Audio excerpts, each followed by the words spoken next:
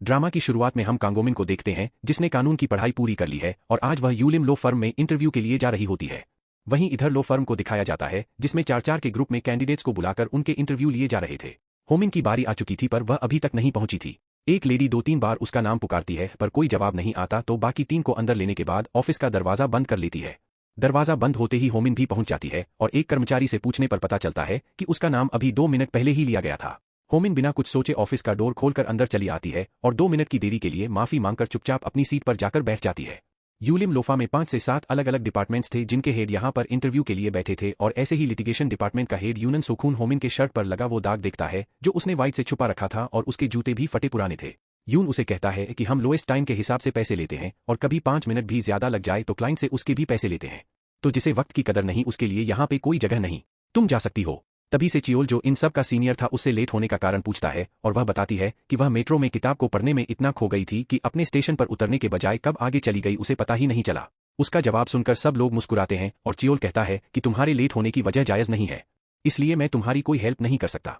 यह सुनकर होमिन को बुरा लगता है, पर जाने से पहले वह बताती है कि वह कुछ देर बाहर बैठकर वेट करेगी। अगर आपका इरादा बदल जाए तो प्लीज बुला लीजिएगा।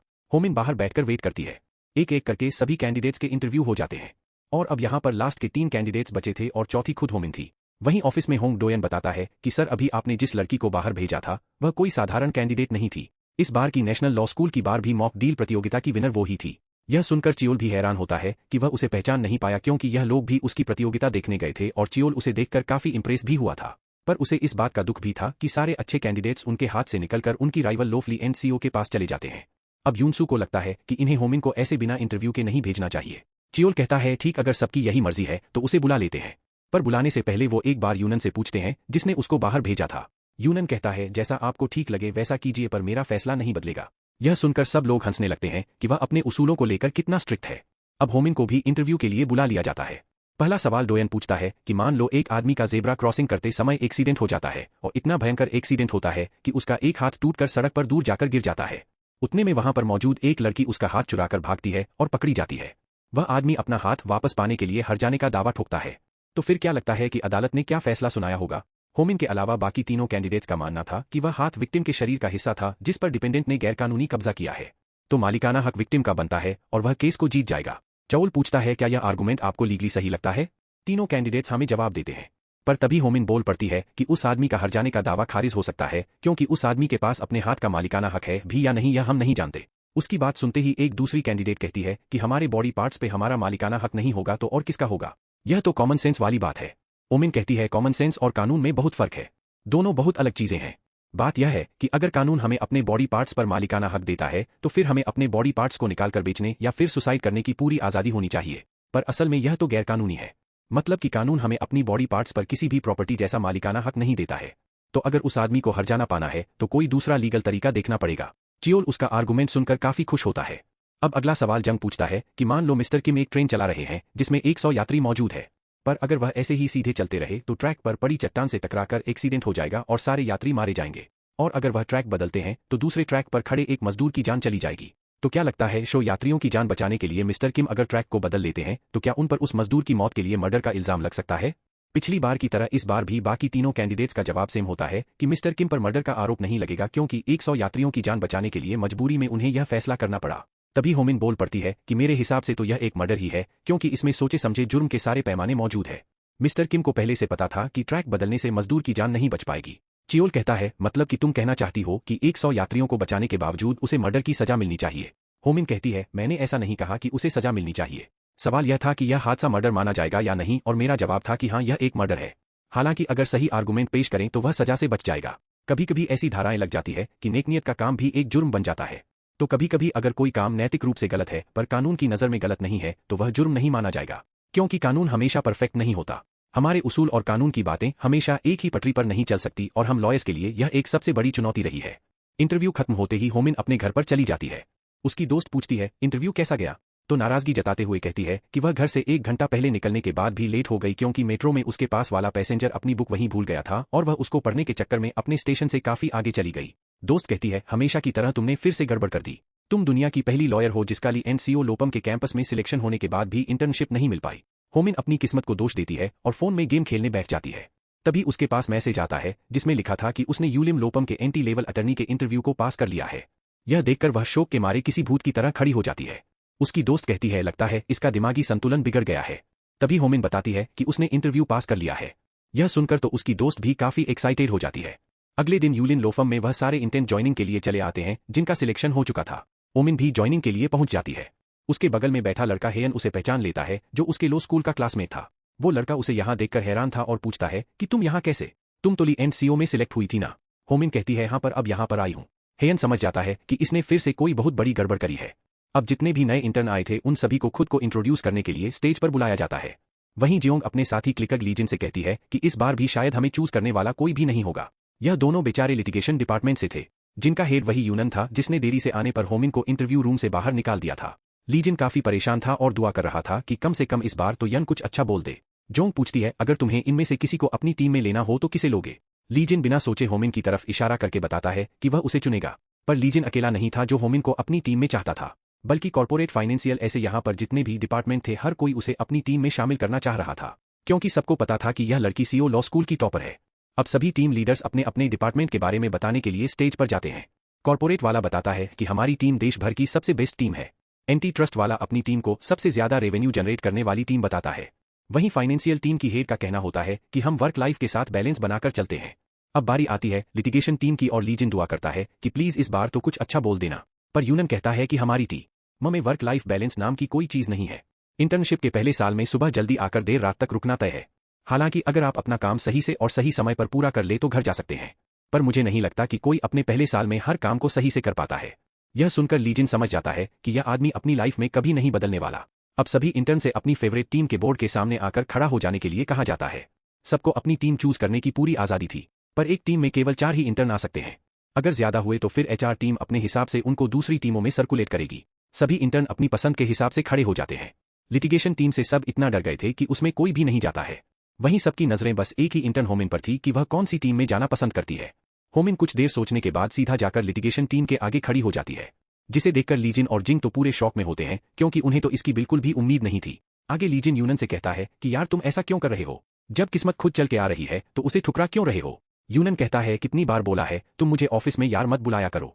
लीजिन कहता है वो लड़की सिर्फ 2 मिनट लेट हुई थी, माना तुम टाइम के बहुत पंचुअल हो पर यह तुम गलत कर रहे हो। यूनन कहता है बात यह नहीं है, मैंने सुना है कि होमिन का ली एंड सीओ में सिलेक्शन हो गया था, पर वो वहां पर पहुंची ही नहीं तो उसका ऑफर कैंसिल हो गया। और जब वो इंटरव्यू देने आई थी तो उसके फोन की स्क्रीन टूटी हुई थी, शर्ट पर दाग लगे थे और जूते भी फटे हुए थे। लीजिन कहता है चलो मान लिया कि उसका रहन-सहन थोड़ा बिगड़ा हुआ है, पर इसका मतलब यह नहीं कि वह काम करने के काबिल नहीं है। लीजिन काफी कोशिश करता है, पर यूनन होमिन को अपनी टीम में लेने के लिए नहीं मानता। थोड़ी देर बाद वो होमिन को लेकर यूनन के ऑफिस में आता है और होमिन किसी पुतले की तरह चुपचाप जाकर खड़ी हो जाती है। लीजिन कहता है इन्हें वो बात बताओ जो अभी तुमने मुझे बताई थी, और होमिन कहती है कि वह लॉयर का काम मजे के लिए करना चाहती है। यह सुनकर तो लीजिन के चेहरे की हवाइयां उड़ जाती है। वह दबी आवाज में कहता है अरे यह वाली नहीं, इससे पहले जो बोली थी वह बताओ। और होमिन कहती है कि उसे सिर्फ लिटिगेशन टीम में ही काम करना है। लीजिन पूछता है पर तुम्हें इस टीम में ही काम क्यों करना है? और होमिन बताती है कि वह उन लोगों की आवाज बनना चाहती है जो किसी तरह सताए गए हैं और इंसाफ के लिए कोर्ट का दरवाजा खटखटाते हैं, क्योंकि उसे इस काम में मजा आता है। यन उसकी पूरी बात सुनता है पर कोई रिएक्शन नहीं देता। होमिन पूछती है तो बात बनी कि नहीं? लीजिन कहता है लगता तो है, वैसे वो ज्यादा बोलता नहीं, ना ही फालतू की बातें करता है। होमिन कहती है वो इतना साफ रहता है, मर्दों से ऐसी खुशबू आती भी है क्या? और लीजिन को सूंघ सूंघ कर कंफर्म भी करती है। लीजिन कहता है हाँ साफ तो रहता है, पर एक बात तुम्हें नहीं पता। होमिन कहती है कौन सी बात नहीं पता? तो लीजिन बताने लगता है कि जब यह यूलिन के पहले साल में इंटर्न बनकर आया था तो अपना हर काम टाइम पर खत्म करके चला जाता। टाइम का इतना पंचुअल था कि इसका सीनियर भी इससे चिढ़ने लगा था। फिर एक दिन उसने यूनन को बहुत सारी फाइलें लाकर दे दी, पर यह आदमी उस दिन भी अपना काम खत्म करके 6 बजे निकल गया। सीनियर ने काम के बारे में पूछा तो हाँ में जवाब देते हुए कहा कि अपना ईमेल चेक करो। फौरन उसने अपना ईमेल चेक किया तो उसमें एक भी फालतू की बात या फिर गलती नहीं थी, सारी इंपॉर्टेंट चीजें ही लिखी थी। अगर कोई दूसरा होता तो उन फाइलों को पढ़ने में ही 2 दिन लग जाते, पर इसने तो एक दिन में काम भी खत्म कर दिया था। यह सुनकर तो होमिन भी हैरान रह जाती है। अगले दिन 3 नए कैंडिडेट्स लिटिगेशन टीम को ज्वाइन करते हैं जिनको एचआर टीम ने भेजा था, और इनमें होमिन का क्लासमेट हेयन भी था। लेजिन सबको उनका पहला असाइनमेंट देता है जिसमें होमिन को एक मीटिंग अटेंड करनी थी। वहीं हेयन और जोई को एक दूरदराज गांव में जाना था जहां की सड़कें टूटी फूटी थी और कई दूर तक पैदल चलने के बाद ही वह साइट पर पहुंच पाएंगे। हेयन होमिन से कहता है कि तुम्हें तो मुश्किल काम करने में मजा आता है ना, तो क्यों ना हम आपस में अपने असाइनमेंट को बदल लें? पर होमिन उसे मना करके चली जाती है। अब शाम तक सब अपने अपने असाइनमेंट कंप्लीट करके ले आते हैं और यूनन एक एक करके सब कुछ चेक करता है। छोटी सी गलती मिलने पर भी बहुत डांट लगाता है। होमिन डर जाती है कि अगर मेरे असाइनमेंट में इसको गलती मिल गई तो यह तो मुझे जेल ही भेज देगा। अब होमिन के असाइनमेंट की बारी आती है और कमाल की बात तो यह थी कि उसके असाइनमेंट में एक भी गलती नहीं थी। जब यूनन उसे खुद कहता है कि अच्छा काम किया तब जाकर उसकी सांस में सांस आती है। अगले दिन वह सिटी गैस की शेयर होल्डिंग मीटिंग में जाती है, पर उसे गैस कंपनी के आंकड़ों में कुछ गड़बड़ लगती है। मीटिंग पूरी होते ही वह जाकर पूछती भी है कि पिछले 7 सालों से एक पर्टिकुलर एरिया में रेवेन्यू लगातार नीचे गिर क्यों रहा है। पर वह आदमी कहता है, देखिए आप मीटिंग की प्रोसीजर एडवाइजर है तो अपने काम से काम रखिए। वह तुरंत लीजिन को कॉल करके बताती है कि मीटिंग तो हो गई है पर उसे तहकीकात करनी है, इसलिए ऑफिस आने में देरी हो जाएगी। लीजिन पूछता है क्या हुआ, तो कहने लगती है कि तहकीकात हो जाने के बाद ही बता पाएगी। अब यहाँ से वह सीधा उस एरिया में जाती है जहाँ पर गैस कंपनी का रेवेन्यू लगातार कम होता जा रहा था। इस एरिया में ज्यादातर बाथ हाउस बने थे जो पिछले 30 सालों से लगातार चल रहे थे। मतलब कि गैस की खबर तो हो रही थी पर कंपनी के आंकड़ों में कुछ हेरफेर थी। वहीं इधर ऑफिस में चोई कहती है कि अब तो हमें होमिन के खो जाने की खबर पुलिस में लिखवा देनी चाहिए। हयन कहता है वह पक्का किसी चीज के पीछे पड़ी होगी, मैं उसे स्कूल से जानता हूँ, वह ऐसा ही करती है। ओसंग कहता है वह सब तो ठीक है पर अगर आज वह ऑफिस नहीं आई तो उसे निकाल देंगे। तभी होमिन गीले बालों के साथ ऑफिस में आती है, जिसे देखकर यह तीनों दौड़कर उसके पास जाते हैं और सवाल पर सवाल करते हैं कि वो कहाँ थी और उसका फोन बंद क्यों था। होमिन बताती है कि उसे फोन चार्ज करने का टाइम ही नहीं मिला। तभी लीजिन भी दौड़कर आता है और कहता है कि तुम कहाँ गायब थी और कम से कम यह बाल तो सुखा लेती। खैर छोड़ो, एक काम करो, मेरे साथ यूनन के ऑफिस चलो और पूरे अदब के साथ उनसे माफी मांगना। जिसके बाद वह उसे पकड़कर यूनन के ऑफिस में लेकर जाता है। यूनन कहता है यह पूरे 2 दिन के बाद आई है और आई भी तो कैसे बिना बाल सुखाए देरी से। इसे ले जाकर एचआर को रिपोर्ट करो कि यह बिना बताए एब्सेंट थी। रूल के मुताबिक एक्शन ले और नौकरी से निकाल दो। तभी होमिन बोल पड़ती है कि वो ऑफिस का ही काम कर रही थी, दरअसल वो गैंगटोंग सिटी गैस होल्डर्स की मीटिंग में थी। यूनन कहता है वो मीटिंग 3 दिन चली थी क्या। होमिन डरते हुए बताती है कि मीटिंग तो 2.5 घंटे में हो गई थी। यूनन कहता है मुझे इसकी बकवास नहीं सुननी। लीजन उसका हाथ पकड़कर बाहर ले जाने लगता है, पर वह अपना हाथ छुड़वाकर कहती है कि पहले मेरी बात तो पूरी हो जाने दो, फैसला सुनाने से पहले मुझे सफाई तो देने दीजिए। यूनन कहता है ठीक है, तुम्हारे पास 2 मिनट है, बताओ क्या बात है। और होमिन बताती है कि उसने गैस होल्डर्स की मीटिंग में देखा कि एक पर्टिकुलर जगह में कंपनी का रेवेन्यू पिछले 7 सालों से लगातार नीचे गिर रहा है, इसलिए वह पिछले 2 दिनों से इसकी तहकीकात कर रही थी। यह सब उनपियंग एरिया में हो रहा था जो एक हॉट स्प्रिंग विलेज है।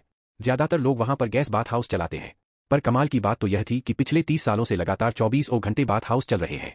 मतलब कि इतनी गैस की खपत होने के बावजूद भी रेवेन्यू गिर रहा है। वो बोर्ड पर लिखकर यूनन को समझाने की कोशिश करती है, पर सारी बातें उसके सर के ऊपर से चली जाती है। इसलिए वो कहता है कि सीधे शब्दों में बताओ कि तुम कहना क्या चाहती हो। वह कहती है कि कंपनी के ही किसी एम्प्लॉय ने गड़बड़ की है। वह अपनी रिसर्च फाइल यूनन को दिखाती है। सारा डाटा एनालाइज करने के बाद लीजिन उसकी तारीफ करता है और यूनन उसे गैस स्टेशन के जनरल मैनेजर के साथ मीटिंग अरेंज करने को कहता है। आगे हम देखते हैं कि कंपनी ने अपना वकील हायर करके उस एरिया के इंचार्ज पर गैस चोरी का इल्जाम लगा दिया है। होमिन भी यहाँ पर 2 पोटली भर की फाइल्स लेकर आती है और जज साहब को बताती है कि उसकी हाजिरी भी लगा ली जाए, वो यूलिम की तरफ से कंपनी का केस लड़ेगी। कंपनी का वकील बताता है कि उस एरिया के इंचार्ज ने मीटर से पहले एक पाइप लगाकर गैस की चोरी की है। जहां पूछते हैं कि कितनी गैस चोरी हुई, क्या इसका अनुमान है। वकील बताता है कि इसका अनुमान लगा पाना थोड़ा मुश्किल है, पर तभी होमिन उस वकील की तरफ इशारा करती है और बताती है कि हम कीमत का अंदाजा लगा सकते हैं। यह सुनकर वकील तुरंत होमिन से बात करने की परमिशन लेता है और वह फाइल देखकर बताती है कि पिछले 7 सालों में लगभग 2.4 मिलियन क्यूबिक मीटर गैस की चोरी हुई है, यानी कि 1.3 बिलियन की चोरी हो गई है। वकील पूछता है कि तुमने यह कैलकुलेशन कैसे की। तभी वह दूसरी फाइल लेकर आती है और बताती है कि उसने हर एक बाथ हाउस और उसमें खपत होने वाली गैस की गणना की है। कंपनी को मिनिमम 1.3 बिलियन का नुकसान हुआ है और अगर बाकी एरिया को भी जोड़ा जाए तो अब तक 3.8 बिलियन की चोरी हो चुकी है। वकील उन सारी फाइलों को ध्यान से देखता है और जज साहब के सामने सबूत के तौर पर पेश करके दोषी को कड़ी से कड़ी सजा देने के लिए कहता है और इस तरह वह यह केस जीत जाती है। केस जीतने के तुरंत बाद ही बहुत सारी कंपनियां उसे मदद मांगने के लिए खड़ी हो जाती है। यूनन भी उसे देखकर काफी प्राउड फील करता है। आगे होमिन अपने बॉयफ्रेंड हान के साथ डिनर कर रही होती है जो उसी की rival company Lee and co में अटर्नी की पोस्ट पर रहे। जब ये दोनों होटल से जा रहे होते हैं तो हान का सीनियर मिल जाता है और वो होमिन को उनसे इंट्रोड्यूस कराते हुए बताता है कि वो उसकी होने वाली वाइफ है। साथ ही यह भी बताता है कि उसके पिता चीफ जज और माई स्कूल की प्रोफेसर है। यह सुनकर होमिन को थोड़ा बुरा लगता है। कार से जाते समय वो हान से पूछती है कि तुम मेरे स्टेटस से प्यार करते हो या मुझसे। हान कहता है तुम्हारा स्टेटस तुम्हारी पहचान है, तो इसमें गलत क्या है, मैं दोनों से प्यार करता हूँ। ओमिन कहती है मुझे तुम्हें एक बात बतानी है, पर अभी नहीं। और कभी वहीं यन को दिखाया जाता है जो कॉफी पीते हुए अपनी वाइफ से बातें कर रहा था, पर तभी अचानक से वह गायब हो जाती है और पता चलता है कि शायद वह मर चुकी है